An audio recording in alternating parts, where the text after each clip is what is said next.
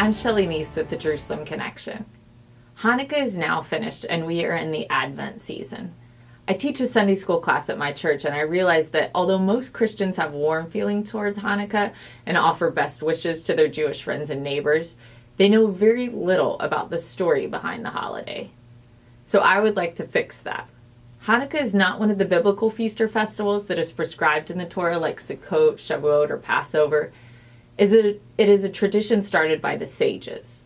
The story of Hanukkah actually comes from the First Book of Maccabees. That is not part of the Hebrew canon, just like it is not part of the Protestant canon, but like much of the Apocrypha, it provides interesting history.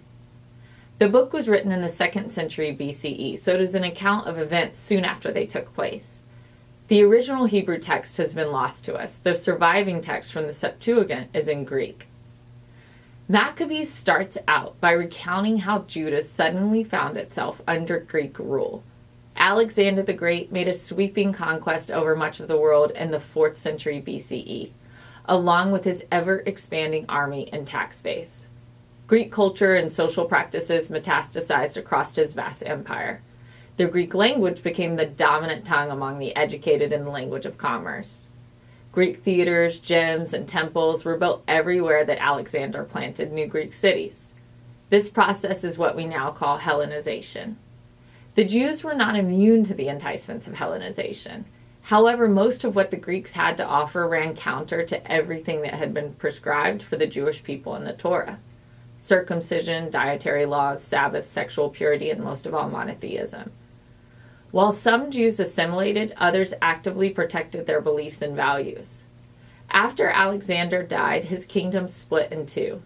The Ptolemies were essentially Greeks ruling from Egypt, and the Seleucids were Greeks ruling from Damascus. Around 170 BCE, Antiochus Epiphanes won the Greco-Syrian throne.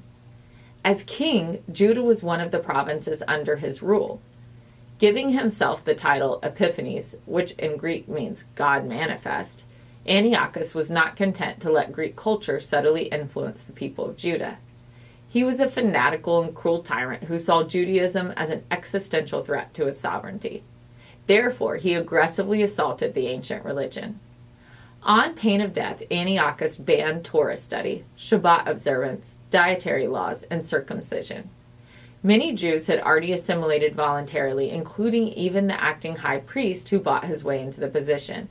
But Antiochus intended to force the remaining unassimilated Jews to abandon their worship of Yahweh. The tyrant forced them to bow down to statues and to eat pork. He went so far as to defile the temple by sacrificing a pig on the altar and installing an idol of Zeus in the Holy of Holies. By this point, Jews began escaping to the hills and mountains. Martyrdom was widespread. There are stories of mothers and babies being thrown to their deaths after secret circumcisions.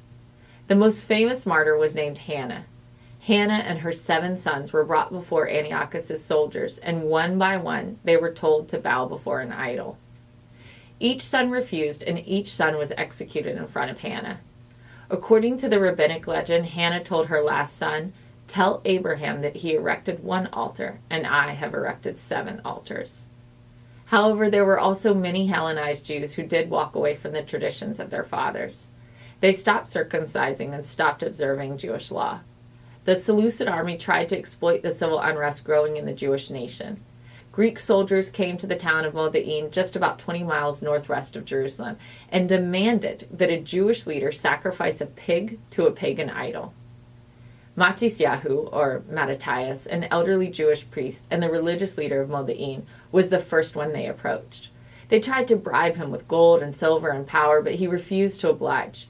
He was actually in a declared state of mourning and sackcloth and ashes for the state of the Jewish nation. Right as Matisyahu declared to the king's officials that the Jews of Modin would not change their way of worship, a Jewish man from the crowd volunteered to do the pagan sacrifice. Matisyahu was overcome with zealotry, and he took his concealed sword and killed the betrayer and the king's official and tore down the altar. According to Maccabees, Matisyahu shouted, "Follow me, every one of you who is zealous for the law and strives to maintain the covenant." A full battle ensued, and the rebellion was born. Matisyahu had 5 sons, all of which were leaders in the resistance. But his most charismatic son, Judah, assumed military command of a group of 1,000 rebels. They took to the wilderness and hills and organized a guerrilla army. Judah's nickname was Judah the Hammer, or Maccabeus, because of his bravery and hand-to-hand fighting. That is where we get the term Maccabees. Josephus referred to the family as the Hasmoneans. Jewish sources use the two titles interchangeably. Antiochus summoned 40,000 soldiers to squash the rebellion. The Jewish rebels ambushed each new Syrian outpost, and they got lucky when Antiochus had to divert a contingent of troops to fight the Parthians in the eastern portion of the empire. It took 3 years for the Maccabees to beat back their Greek oppressors. In 163 BCE, Antiochus died on a different battlefront. When news reached the Jewish army that Antiochus died, they marched on Jerusalem. Internal fighting over the Seleucid throne distracted and weakened the empire just enough that the Hasmoneans were able to take back Jerusalem. They finally regained their temple.